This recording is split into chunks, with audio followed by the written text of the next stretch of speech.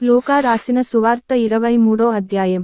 అంతట వారందరును లేచి ఆయనను పిలాతు నొద్దకు తీసుకొనిపోయి, ఇతడు మా జనమును తిరుగబడ ప్రేరేపించుచు, కైసరునకు పన్నీయవద్దనియు, తానే క్రీస్తును ఒక రాజుననియు చెప్పగా మేము వింటిమని ఆయన మీద నేరము మోపసాగిరి.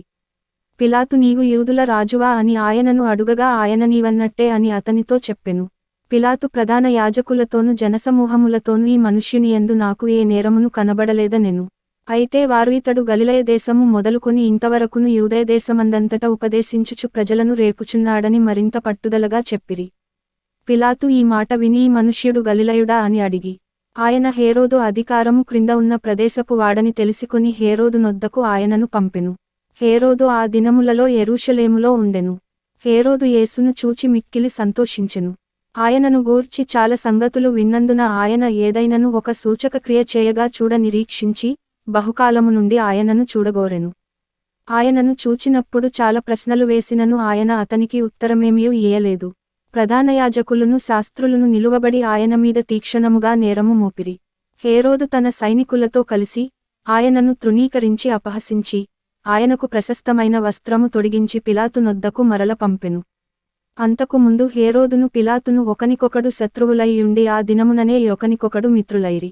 అంతట పిలాతు ప్రధాన యాజకులను అధికారులను ప్రజలను పిలిపించి, ప్రజలు తిరుగబడునట్లు చేయుచున్నాడని మీరీ మనుష్యుని నా యొద్దకు తెచ్చితిరే. ఇదిగో నేను మీ ఎదుట ఇతనిని విమర్శింపగా మీరితని మీద మోపిన నేరములలో ఒక్కటైనను నాకు కనబడలేదు. హేరోదునకు కూడా కనబడలేదు. హేరోదు అతని మా యొద్దకు తిరిగి పంపెను గదా. ఇదిగో మరణమునకు తగినదేదియు ఇతడు చేయలేదు. కాబట్టి నేనితనిని శిక్షించి విడుదల చేయుదునని వారితో చెప్పగా, వారందరూ వీనిని చంపివేసి మాకు బరబ్బను విడుదల చేయుమని ఏకగ్రీవముగా కేకలు వేసిరి. వీడు పట్టణములో జరిగించిన యొక్క అల్లరి నిమిత్తమును నరహత్య నిమిత్తమును చెరసాలలో వేయబడినవాడు. పిలాతు యేసును విడుదల చేయగోరి వారితో తిరిగి మాటలాడినను. వారు వీనిని సిలువవేయుము సిలువవేయుము అని కేకలు వేసిరి. మూడవ మారు అతడు ఎందుకు, ఇతడు ఏ దుష్కార్యము చేసెను, ఇతని యందు మరణమునకు తగిన నేరమేమియు నాకు అగపడలేదు గనుక ఇతని శిక్షించి విడుదల చేతునని వారితో చెప్పెను.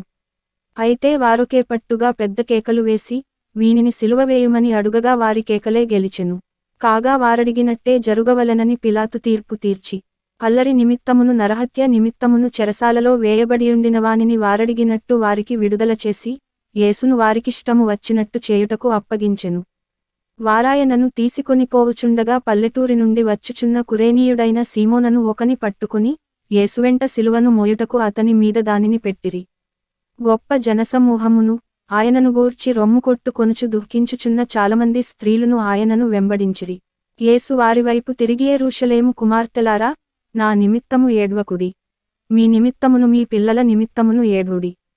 ఇదిగో గొడ్రాండ్రును కనని గర్భములను పాలియేని స్తనములను ధన్యములైనవని చెప్పుదినములు వచ్చుచున్నవి. అప్పుడు మా మీద పడుడని పర్వతములతోనూ, మమ్ము కప్పుడని కొండలతోనూ జనులు చెప్పసాగుదురు.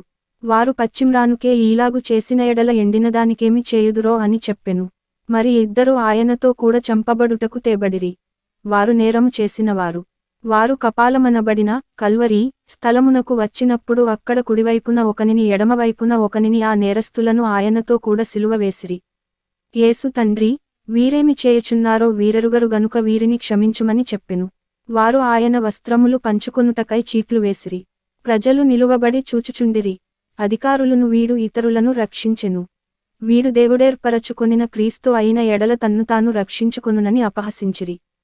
అంతట సైనికులు ఆయన యొద్దకు వచ్చి ఆయనకు చిరకనిచ్చి, నీవు యూదుల రాజువైతే నిన్ను నీవే రక్షించుకొనుమని ఆయనను అపహసించిరి.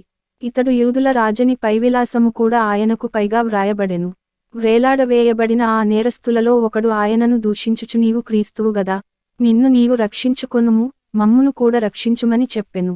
అయితే రెండవవాడు వానిని గద్దించి నీవు అదే శిక్షావిధిలో ఉన్నావు గనుక దేవునికి భయపడవా, మనకైతే ఇది న్యాయమే, మనము చేసిన వాటికి తగిన ఫలము పొందుచున్నాము గాని ఈయన ఏ తప్పిదమును చేయలేదని చెప్పి, ఆయనను చూచి యేసు, నీవు నీ రాజ్యములోనికి కొన్ని ప్రాచీన ప్రతులలో నీ రాజ్యముతో అని పాఠాంతరము వచ్చునప్పుడు నన్ను జ్ఞాపకము చేసుకొనుమనెను. అందుకాయన వానితో నేడు నీవు నాతో కూడా పరదైసులో ఉందువని నిశ్చయముగా నీతో చెప్పుచున్నాననెను. అప్పుడు రమారమి మధ్యాహ్నమాయెను. అది మొదలుకొని 3 గంటల వరకు ఆ దేశమంతటి మీద చీకటి కమ్మెను. సూర్యుడు అదృశ్యుడాయెను. గర్భాలయపు తెర నడిమికి చినిగెను. అప్పుడు యేసు గొప్ప శబ్దముతో కేకవేసి, తండ్రి, నీ చేతికి నా ఆత్మను అప్పగించుకొనుచున్నాననెను. ఆయన ఈలాగు చెప్పి ప్రాణము విడిచెను. శతాధిపతి జరిగినది చూచి ఈ మనుష్యుడు నిజముగా నీతిమంతుడై ఉండెనని చెప్పి దేవుని మహిమపరచెను. చూచుటకై కూడివచ్చిన ప్రజలందరూ జరిగిన కార్యములు చూచి రొమ్ము కొట్టుకొనుచు తిరిగి వెళ్ళిరి. ఆయనకు నెలవైన వారందరును, గలిలయ నుండి ఆయనను వెంబడించిన స్త్రీలును దూరముగా నిలుచుండి వీటిని చూచుచుండిరి.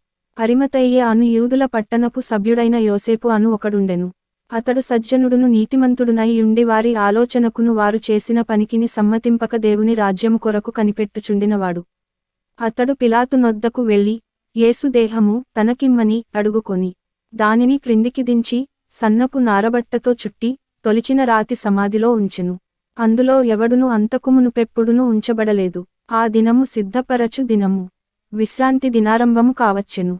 అప్పుడు గలిలయ నుండి ఆయనతో కూడా వచ్చిన స్త్రీలు వెంట వెళ్లి ఆ సమాధిని, ఆయన దేహము ఎలాగుంచబడెనో చూచి, తిరిగి వెళ్ళి, సుగంధ ద్రవ్యములను పరిమళ తైలములను సిద్ధపరచి, ఆజ్ఞచొప్పున విశ్రాంతి దినమున తీరికగా ఉండిరి.